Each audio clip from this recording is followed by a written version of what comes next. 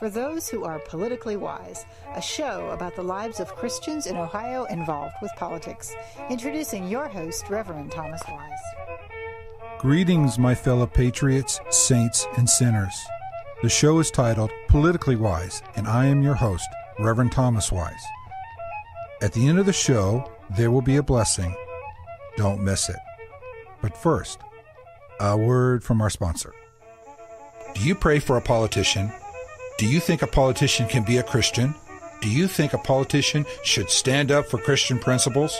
Do you think politicians should pray together? Do you want to see more Christians in politics? If you said yes to any of these questions, please join the Ohio Prayer Caucus Network. Find the Ohio Prayer Caucus Network on Facebook. Welcome back to Politically Wise. The opinions and statements on this show belong to those who give them. The rest of the show belongs to Thomas Wise Words, all rights reserved. The show is titled Politically Wise, and I am your host, Reverend Thomas Wise. Hello, my listeners. This is Reverend Thomas Wise. The show is called Politically Wise. Would my guest please introduce himself? My name is Judge Dennis Adkins. I'm a judge in the General Division of Montgomery County Common Pleas Court, and it's a pleasure being with you today, Reverend. How long have you been a judge? I've been a judge a little over 3 years on the Common Pleas Court bench. Prior to that, I served as an acting judge in Kettering Municipal Court for about 17 years. Are those both elected positions, or? No, the first one was appointed. This one is that I'm at now, the Common Pleas Court, is an elected position. Yeah, and you have an election coming up, right? I do. November 4th, I'm up for re-election. What do you like about being a judge? Well, it allows me to bring all of my years of experience, going all the way back as my years as a police officer. I was a police officer for 10 years. I practice locally here, both as a civil attorney and a criminal defense attorney. I prosecuted in a couple of municipalities for about 15 years. As I mentioned earlier, said as acting judge in Kettering Municipal Court. So it allowed me to bring experience in every aspect of the law, both civil and criminal, with my background in law enforcement and also my background in teaching. I was a teacher of other attorneys, judges, in law enforcement, and I was able to bring that all to the bench, and it's a wonderful way to take my nearly 40 years in the justice system and bring it to the bench and finish out a career for the next several years as a judge and bring my talents to the area. Well, when did you decide that you want to go into law enforcement? That was when I was in high school. I decided to go into law enforcement in high school, and I applied and was actually hired right out of high school as a civilian, and then went through the Dayton Police Academy, and I was on the street working upon my 21st birthday, and spent 10 years doing that while I worked my way through my undergraduate degree in law school. I worked full-time and went to school full-time and raised a family. And in my spare time, I ran a Little League baseball program for my community. So I always thought I wanted to be a police officer. I had no idea of changing careers, but once I got into law enforcement, I really had a love and a passion for the law in general, and I started pursuing my education and got through the undergraduate, and I decided this was a great career change for me, and so I decided to go to law school. Who was your mentor during these different phases? Well, my biggest mentor is my belief in Christ, and my mother for another, and some of the mentors in law enforcement. You go back to mainly friends that you got along with and showed you the ropes. So, your supervisor, your sergeant, your training officer, and then when I became a lawyer, there were several experienced attorneys that I attached onto, and they kind of showed me the ropes and so forth. So I've had a lot along the way, and I hate to just name one because I've had a lot of people that has been friends to me and mentors along the way. Yeah, but mentors are generally very, very important, particularly in law enforcement. It's a tough job. Yeah, it is. It is. How does your faith play a role in your work? Well, I think anyone who deals with people's problems and their lives, even what should happen to them, what's the approach. I think you can't just set aside your faith and not recognize that. I was raised in a very Christian home. My mother was a very devout Christian. Made sure that I went to Sunday school every Sunday. Went to Sunday night service, and she instilled some very important values in me. And I mentioned my mother, not my father, because my father actually died when I was 10 years old. And so my mother raised me from that point on after my father died. And so she was a clerk at Reich's department store. But she was able to raise me on a clerk's salary and make sure that all my needs were met. And I saw the faith that she had. And it carried through until her death as of last year. She just died last year. I lost her, and her down to her dying breath was her devotion to Jesus, and she wanted to make sure that all her kids understood that, and so she was quite a woman. You see the very best in humanity and the very worst. How do you handle when you have a string of bad days? Or do you see what you see in humanity at their worst? Well, it's a job, and you try to shield yourself as best from that as you can. But I have a very loving, devoted wife. I have a great family that I support. I have my church. I have other people I can go to, and so when I leave here, I have other outlets that I can go to help me relax and get by. It's not all that bad. We do see the bad in life, but I also see the successes too by sitting the bench. And when you see a success where someone has turned their life around and has truly been rehabilitated, that is a blessing to me, and something that that really makes you feel that you're doing something good. What's a typical day as a judge? Is there such a thing? I don't think there is such a thing because it varies. I may be having a criminal trial anywhere from a robbery, a burglary, a rape, a murder case. Last week we had a murder trial that I was doing. Take the entire week. There is a half a day every week that every judge has what they call the criminal docket, where we are taking pleas, we're setting trial dates, we're setting hearing dates, we're sentencing people. So that is a typical half a day that's done every week. And then every other week I have a new Veterans Treatment Court docket that I began last year, and that takes half a day also out of the week. In between, you fit in hearings on various issues, injunction hearings, motion to suppress hearings, and in between that, sometimes I'm called to do things out in the community. I'm active in the Dayton Bar Association and go to various meetings associated with that. I'm involved in a lot of the veterans programs around, working with the VA and other veterans organizations. So there's nothing typical. It changes from week to week, and that's one of the things I like. There is nothing routine here in what I do. You brought up one of your happier aspects is that you're working with the veterans? That is correct.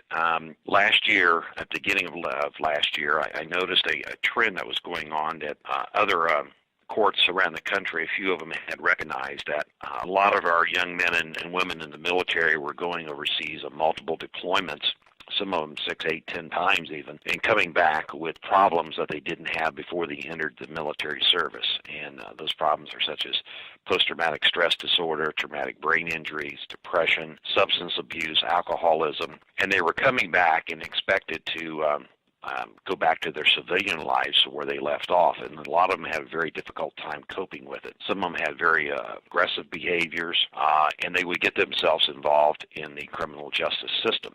And sometimes they didn't realize, how in the world I end up here. But some of them got involved in the system for going out and getting illegal drugs to help cope with their problems that they were having, their emotional problems. Sometimes even their physical problems. Sometimes they'd come back with physical injuries, and they would take regular pain medication, but that would run out or they couldn't get it, and so they would revert to buying drugs on the street. And they got involved in various aspects of it. And we looked at them being a very unique class of individuals, being veterans, that they have this attitude of unless you were there, you don't know why. They have this sense of camaraderie among themselves where they look out for the other vet. So we took that ideal and put all the pieces together where this program is strictly designed just for veterans. We have a Veterans Outreach Coordinator from the VA. We have a jobs coordinator. We're trying to find them jobs. We have a mentor coordinator, which is trying to match up mentors with these young men and women to try to get them through this program. And it's been pretty successful already.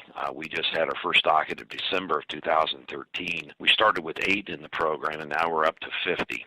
Wow. And so we're trying to turn some lives around, and I think we're going to be very successful in this program. There's only about 130 of these courts across the country, and we're the only one in this area of Ohio to establish one. So I'm very proud of that as a judge. And one of the important things I think for the community to understand is this is no more tax dollars that's going into this program. We're using existing resources. I'm just doing more work. I'm not taking away from any of my other duties. The probation officer that we have is still a probation officer. He happens to be a disabled veteran himself, but he's just doing more work. The VA resources are there, no matter if we use them or not, so we're just utilizing existing resources. So we're doing all of this without any additional tax dollars. And affecting, really, hundreds of lives. I believe we are, because what we're doing is we're pulling in the families to this program too, which I think is extremely important, that we don't forget the families because they're suffering too. And so we try to reach out. We have a family-oriented program connected with the Veterans Treatment Court that we're trying to have the spouses and the parents and the children to come in and assist as well. Now, does a vet have to break the law and actually appear before a judge or to get in this program, or what? Yeah, it's strictly for offenders who have either pled guilty to a crime and are on probation or are referred directly to us from probation. We do have a program called intervention in lieu of conviction. What that means is if a person doesn't have a prior felony conviction and it's a certain level of a felony, they can apply to come into the program, and if they complete the program, then they will not have a felony conviction. But they have to meet certain criteria for that. So we get them from all aspects that come into the program, but it arises out of a criminal case, either pending against them or the fact that they've entered a plea. Gosh, I'm just kind of blown away by that thought of hundreds of not only just this generation, but they'll be affecting generations to come. This is one of the things, too, that the past combat veterans, going back even to Korea War in Vietnam, they would come back and no one recognized these problems. Even though PTSD existed, no one called it that. No one seemed to have the resources to help those vets. They weren't respected as the ones are today. And so they did not get the care and treatment that they needed, and a lot of them ended up in the criminal justice system and just went away to prison, or they sucked it up themselves and got along with life. But the one thing that I've noticed going around and talking to the various veterans organizations, like I had the privilege of speaking at the Korean War Memorial ceremony about a month or so ago, and there were over 700 people in the audience, and most of them were all veterans, and there was like 100 and some from the Korean War era, and probably another 100 or so from the Vietnam era. And I had so many of those Korean War and Vietnam vets come up to me and thank me for doing something that they did not get. Their fellow veterans who would get involved in the criminal justice system had to know specialty court to help them, and they were so appreciative that now at least this generation of this modern warrior is getting the help and treatment that we as Americans failed to provide them coming back from combat. So your program's open to any veteran? Right? Yeah, to be in the program, they have to either be honorably discharged or have a general discharge from the military and meet the other criteria of a certain level of crime to come in here. Not everybody goes to prison. We all know that, but not everybody can be put on probation. We're not pulling people out of prison in this program. These are people that are close to going to prison, but we're trying to keep them from going to prison. We're trying to keep their families intact, and we're trying to help them with those problems that they have, be it mentally or physically, whatever the case may be, and try to help them and to get back on the right track. It's a very intensive program. This is not an easy program, and the vets talk about it. They have to do a lot more in this program than in any other regular probation program that we might have. But it's all voluntary, too. I don't force anybody program. No judges forces anybody to enter my program. They come in voluntarily, and they sign the contract that they will do what is expected of them. And it's a unique program because we take the individual and treat the individual needs. It's not, one paintbrush paints all. We look at the individual and do what's important in what that individual veteran needs and try to get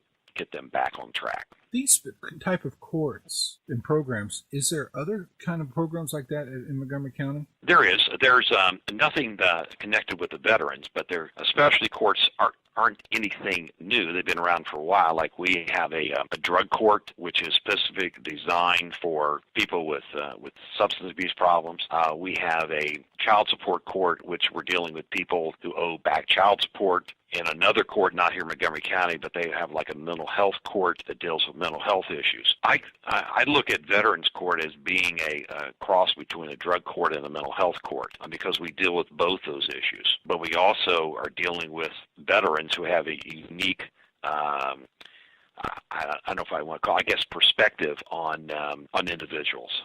They have a unique camaraderie with another vet. They understand the other vets where they don't think someone who hasn't been in combat can understand them. And that's where the mentoring program comes in, where we match up vet we try by age, gender, and service connected. So we put an Army person with an Army person. And so they have somebody they can talk to. It's like a friend. Sometimes it's been referred to as a battle buddy that you have. So that's the uniqueness of this court as opposed to other ones. So if someone listens to this and is a veteran, but not in trouble with the courts, but they said, I would like to be a battle buddy to somebody, how would someone volunteer? There is, we are actually trying to do a drive now to recruit mentors, and we have a mentor coordinator. His name is Norval Henry, and he is with the Montgomery County Veteran Service Commission, and someone can just call the general number at the court, call my office here, and we can direct them to that. I'm trying to find the number here real quick while we're talking, and so I can give it to your listeners. But what the veteran coordinator does is he will take an application from individuals who are interested. We will do a background screening of that individual to make sure that they have no criminal background themselves. If it is, it's something that they've been rehabilitated with. They also have to be honorably discharged from the military, and then we'll put them through a training program ourselves. And it's a one-day program where we go over the do's and don'ts of what they should be doing and not doing. So everyone is prepared. They know what they're supposed to do. A mentor is not a counselor. We don't expect people to counsel the veterans. It's just somebody that they can talk to and be a friend to. I can give you the number now of the Service Commission. I have it here. It's area code 937-225-4801. And the extension is 224. And we're trying to get the word out with some public service announcements because we have 50 people in this program, and right now I think we have only about 10 mentors right now. So we're looking for more to help us and give whatever time they can to this program. And a veteran of any era is welcome. Well, absolutely. Any era is welcome. We have someone from the Korean War, we have somebody from Vietnam, and we have modern day from the Desert Storm and the Iraqi and Afghanistan conflicts. And in the program, too, we have veterans from all those areas. I have a veteran who served in South Korea. I've had a veteran who served in Vietnam. And then, of course, the majority of them are from, the 1990 conflict on, or the 2000 on. And those are the ones we see, but we have them from all areas and every aspect of different conflicts. Could you give out that phone number one more time? Sure, it's area code 937-225-4801, extension 224. So let me ask you to go in a different direction. you got into law enforcement. You were a police officer, became a police officer, Mm-hmm. young age. Right.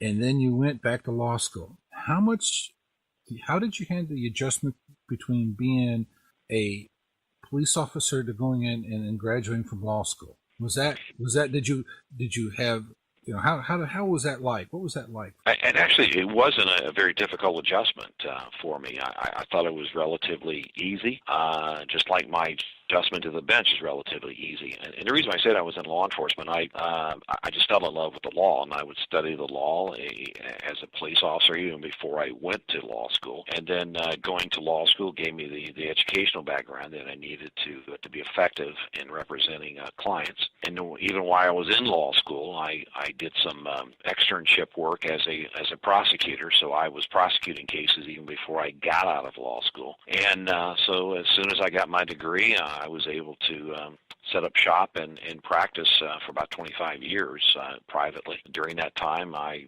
continued to be a part-time prosecutor and acting judge in Kettering Court until finally got the call to take the bench, and I was appointed in June of 11 and ran unopposed in 12, and then because of various issues, I've got an opponent this year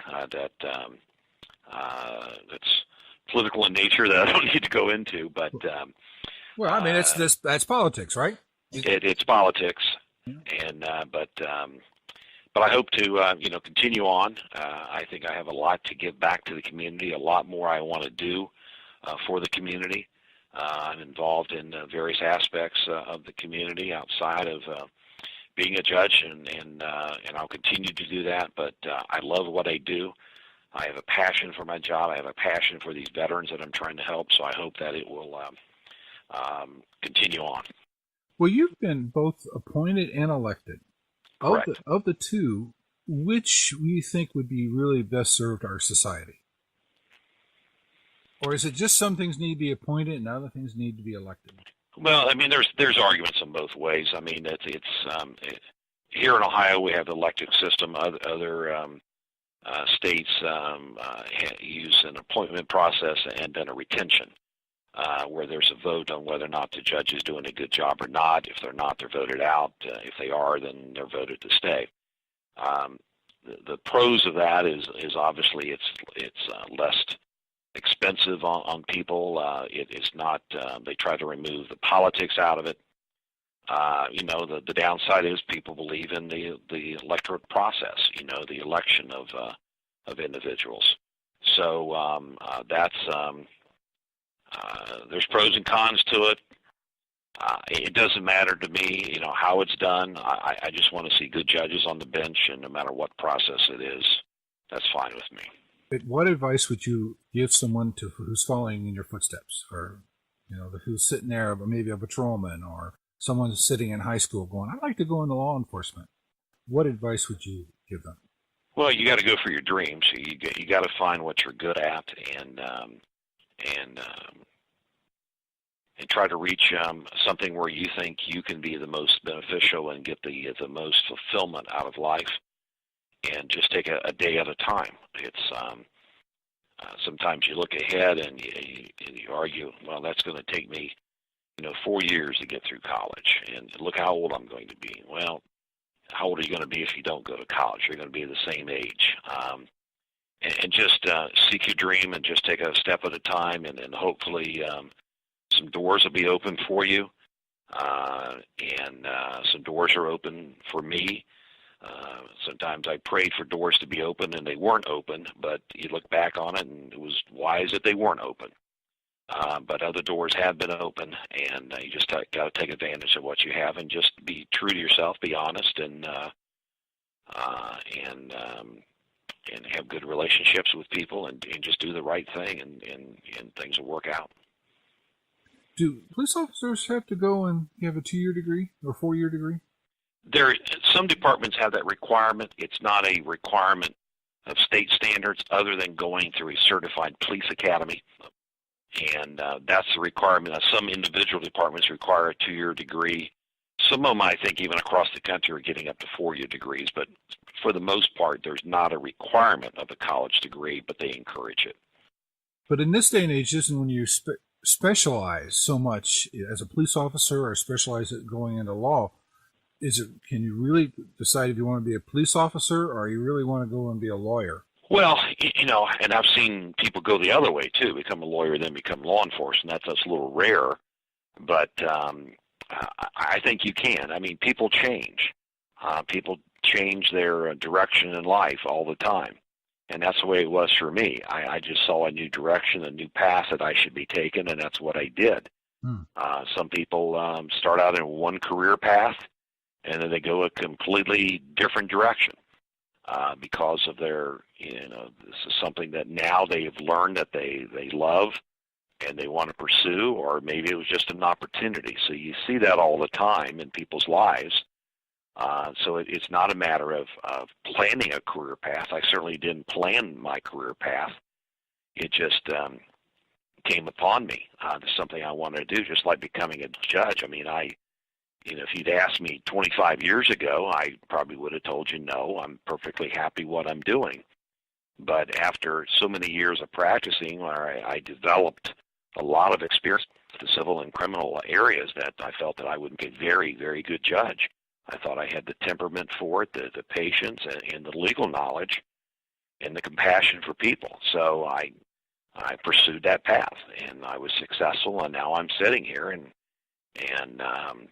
I can't right now believe that would be any other career path for me. I've got no desire to advance, but as the old saying goes, you never say never. And but right now, I think I'm doing the right thing. I think I'm doing what's right for me, and it's what's right for the community. And so I'm very happy in what I'm doing. Sir, we've been talking for quite a while now. Is there anything that you wanted to bring up that I have not thought to ask you? The only thing that I would say, being the political show, I hate to turn something into the political thing, but unfortunately, as we just talked about, judges' races are political. And I certainly would appreciate any support that someone can give me to go to the polls and vote on November 4th. Judges are always listed at the bottom of the ballot for some reason, and sometimes people won't vote all the way through to the bottom of the ballot because they don't know the judges. And when I go out and talk to people, I stress to them that, a judge, if you think about it, can have more impact upon your life than just about any other politician.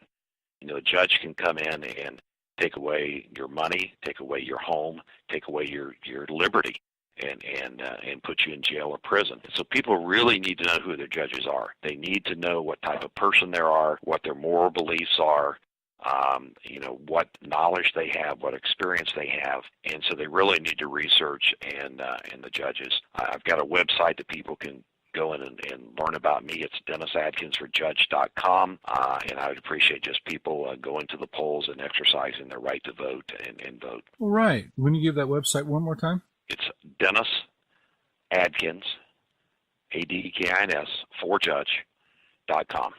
Excellent. Thank you, sir. Thank you for your time. Thank you very much, Reverend. I appreciate it. This is Reverend Thomas Wise. The show is called Politically Wise. If you want to email me, you may do so at politically.wise@gmail.com. Please like us on our Facebook page, Politically Wise.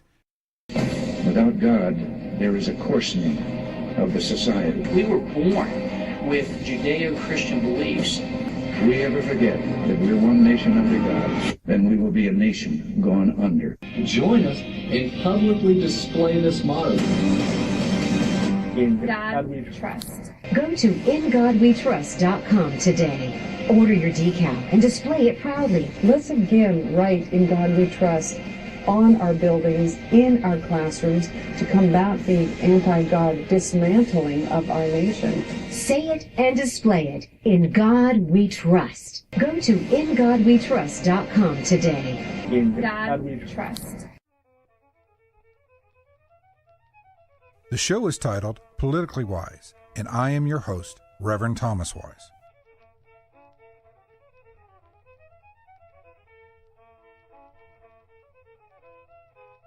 Thank you for listening today. If you want to email me, you may do so at politically.wise@gmail.com. Please like us on our Facebook page, politically wise. Now, here's your blessing. Blessings based on Psalms chapter 20, verses 7 through 9. Do you know the Lord? Do you know the Lord saves? Do you know the Lord answers? Do you know the Lord's power? Do you trust in the name of the Lord God? It is God who allows you to rise up and stand firm. It is God who answers you when you call. It is God who is your blessing.